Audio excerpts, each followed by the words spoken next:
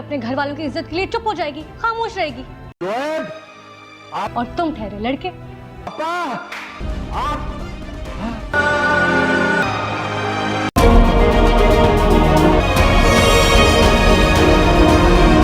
दोस्तों, drama serial कभी मैं कभी तुम जिसमें आप लोग देखने वाले हैं, ये ड्रामा बहुत ही इंटरेस्टिंग बन चुका है। यहाँ पर अब मुस्तफ़ा भी काफ़ी सारे पैसे कमाना शुरू कर देगा और दोस्तों बड़ी बड़ी गाड़ियों में भी मुस्तफ़ा घूमेगा और शजीना ये सब देखकर हैरानी रह जाती है, क्योंकि उसे तो शुरू से ही मुस्तफ़ा पर यकीन था और भरोसा था कि मुस्तफ़ा एक ना एक दिन बड़ा आदमी ज़रूर बनेगा, क्योंकि उसके अंदर जो टैलेंट है उसे बस तराशने की ज़रूरत है। और मुस्तफ़ा को थोड़ी सी रिस्पेक्ट की ज़रूरत थी और आज मुस्तफ़ा इतने कम वक्त में इतने सारे पैसे कमाना शुरू कर देता है, साथ ही साथ अच्छे तरीके से भी वो पैसे कमाता है।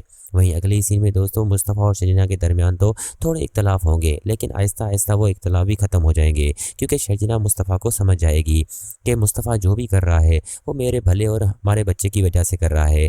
तो मैं मुस्तफ़ा को डिग्रेड नहीं करूँगी, उसे मोटिवेट करके उसका साथ दूंगी, जिस तरह मैंने गरीबी में उसका साथ दिया। हालांकि वो तो हिम्मत हार चुका था, लेकिन मैं ही थी जिसने उसका साथ नहीं छोड़ा और साथ ही रही। तो अब मैं उसका साथ कैसे छोड़ सकती हूँ। दोस्तों वो अपने आप को ये बातें समझा रही होगी और मुस्तफ़ा के आने के बाद ही वो मुस्तफ़ा से माफ़ी मांगेगी कि जो भी मैंने सुबह को तुम्हारे लिए कहा वो बस मैंने गुस्से में कह दिया, मुझे माफ़ कर दो, आइंदा ऐसा नहीं होगा।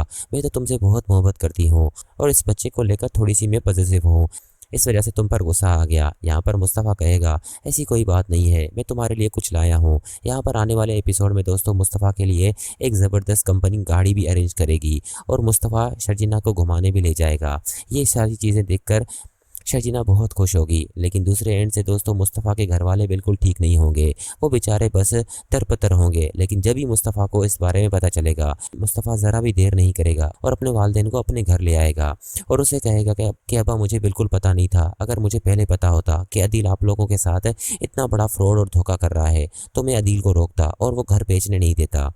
लेकिन यहाँ पर शगुफ्ता और इफ्तिखार साहब कहेंगे बेटा हमें तो पता ही नहीं था कि अपना औलाद भी हमें धोखा दे सकता है, हमने अदील पर भरोसा करके अपनी ज़िंदगी में सबसे बड़ी गलती की है, बस हो सके तो हमें माफ़ कर देना। लेकिन यहाँ पर शजीना और मुस्तफ़ा कहेंगे अब्बा ये आप कैसी बातें कर रहे हैं, आप क्यों माफ़ी मांग रहे हैं, बस हीट ऑफ द मोमेंट में आप लोगों ने ये सब कह दिया, मुझे कोई नाराज़गी नहीं है आपसे। यहाँ पर दोस्तों शगुफ्ता तो मुस्तफ़ा का ये लहजा देकर हैरान रह जाती है कि एक बेटे ने हमें दर बदर करके रोड पर छोड़ दिया और दूसरा बेटा हमसे शिकायत तक नहीं कर रहा। हालांकि कितनी तकलीफें मुस्तफ़ा और शजीना ने देखी, लेकिन उसके बाद भी मुस्तफ़ा कितना खुश है और हमें हंसी खुशी कबूल कर लिया। दोस्तों यहाँ पर मुस्तफ़ा कहता है कि मैं वादा करता हूँ आप लोगों को वो घर दिला के रहूँगा चाहे कुछ भी हो जाए।